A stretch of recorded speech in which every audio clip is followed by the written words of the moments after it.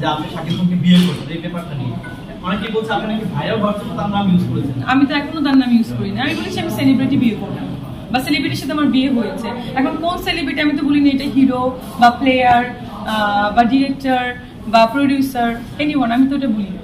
আমি নেক্সট ইয়ারে বিয়ে করে প্ল্যান আছে, নেক্সট ইয়ার একটু নিজেকে বুঝাই, আমার কয়েকটা সিনেমা আবার রিলিজ হোক তারপর।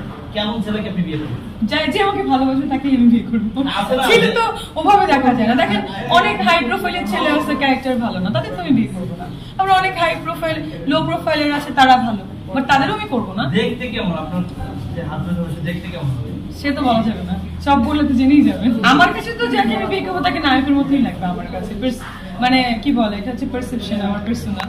তো কার কাছে কেমন লাগবে এটা আমি জানি না। আপু আপনি বিষয়টা ক্লিয়ার করেননি, শাকিব ভাই কোনো কথা ক্লিয়ার করেনি, তার মানে কি পজিটিভ ধরে নিব, মানে ভিতর ভিতরে কোনো সেটা আপনারা নিতে পারেন। আমি বলেছি আমি সেলিব্রিটি বিয়ে করবো, কাকে করবো সেটা কিন্তু আমি বলিনি, সেটা আপনাদের। কিছুদিন আগে আপনি দুবাই থেকে এসেছিলেন, তারপর দেখছিলাম যে হ্যাঁ শেখদের বিয়ে করবো এটাও নিউজ আসছে। আমি বুঝি না আসলে মানে আনমেরিড থাকার এটা কি কুফল না সুফল। এই নিউজ করছে শেখদের বিয়ে করতে যাচ্ছি, এই নিউজ করছে যে কি জায়েদ খানের সাথে বিয়ে করতে যাচ্ছি, শাকিব খানের সাথে যাচ্ছি, তাসকিনের সাথে যাচ্ছি। আমি বুঝতেছি না আসলে আমি কাকে বিয়ে করছি না। এখন তো সবাইকে তো বিয়ে করা সম্ভব না, আমি কি সবাইকে বিয়ে করতে পারবো এখন? হ্যাঁ অনেকে আমাকে লিখছে যে আপুকে আমার ক্রাশ লাগে, এই লাগে সেই লাগে, মানে স্পেশালি ছেলেরা দেখি খুব ভালো ভালো মানে প্রশংসা করছে, মেয়েরা একটু জেলাস, মেয়েরাই দেখি বেশি ব্যাড কমেন্ট করে। তো ভালো বিষয়টা ভালো লাগে, মানুষ ক্রাশ বললে খারাপ লাগার কিছু নেই। অনেক প্রেমের অফার পেয়েছি, এখনো পাই, ডেইলি পাই।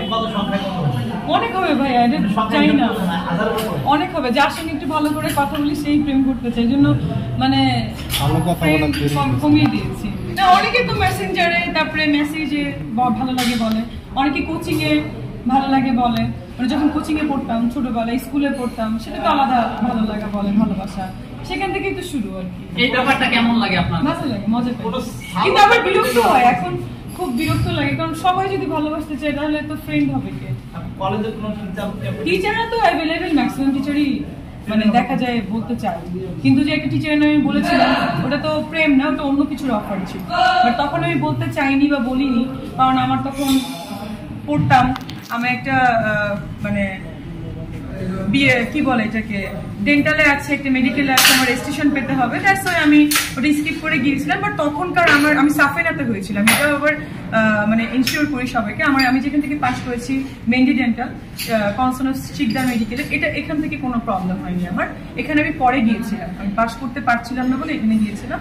আমার প্রবলেম হয়েছিল সাফেনাতে আমার এসডিএম এর একটা টিচার ছিল, ওই টিচারের সাথে। বাট আমি নাম উইথ ইউ রেসপেক্ট আমি নাম বলতে চাই না, যেহেতু অনেকদিন আগের ব্যাপার। বাট আমি কেন সবাইকে এই কথাটা বলেছিলাম, কারণ আমি চাই না কোনো মেয়ে বা মেডিকেলে কিন্তু অনেক হ্যাসেল বা হ্যারাসমেন্টের শিকার হয়, অনেক টাকা পয়সা নাই, তারপরে অনেক কিছু এরকম হয়, পাস করানোর জন্য অনেক কিছু স্যাক্রিফাইস করার ব্যাপার থাকে, তো এইগুলো না করতে পারে তখন ফেল করানো হয়।